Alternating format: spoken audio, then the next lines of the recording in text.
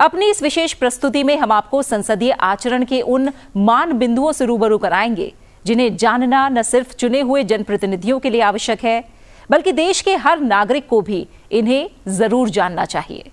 साथ ही जानेंगे तमाम परंपराएं, नीति, नियम, संहिता और संविधान माननीय संसद सदस्यों के कर्तव्यों के लिए क्या प्रतिमान तय करता है और एक सांसद के रूप में उनके प्रमुख दायित्व क्या हैं।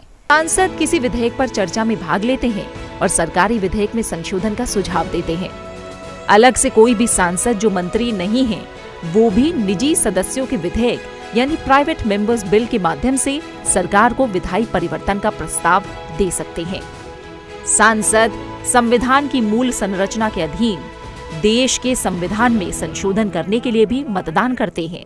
शक्ति तेरा वंदन वंदन है और अभिनंदन है। जैसे किसी राज्य के क्षेत्र या सीमाओं को बढ़ाने या घटाने के लिए राज्य विधान परिषदों का निर्माण, राज्य और केंद्र शासित प्रदेशों का नाम बदलना, सर्वोच्च न्यायालय और उच्च न्यायालयों के संगठन और अधिकार क्षेत्र का विनियमन और एक उच्च न्यायालय के 2 या 2 से अधिक राज्यों को आवंटित करने जैसे मुद्दों पर सांसद अपने अपने सदन में चर्चा में भाग लेते हैं और वोट करते हैं।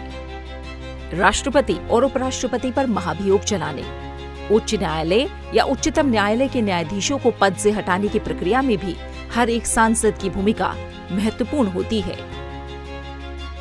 एक सांसद की भूमिका ये सुनिश्चित करना भी है कि सरकार द्वारा लाए और बनाए गए कानूनों के जरिए शक्तियों का दुरुपयोग न किया जाए। संसद की मंजूरी के बिना कोई टैक्स नहीं लगाया जा सकता और न ही संसद की मंजूरी के बिना सरकार कोई व्यय कर सकती है।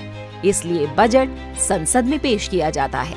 फाइनेंस से जुड़े मामलों पर बजटरी कंट्रोल और नॉन बजटरी कंट्रोल के जरिए संसद कार्यकारिणी यानी सरकार पर नियंत्रण रखती है।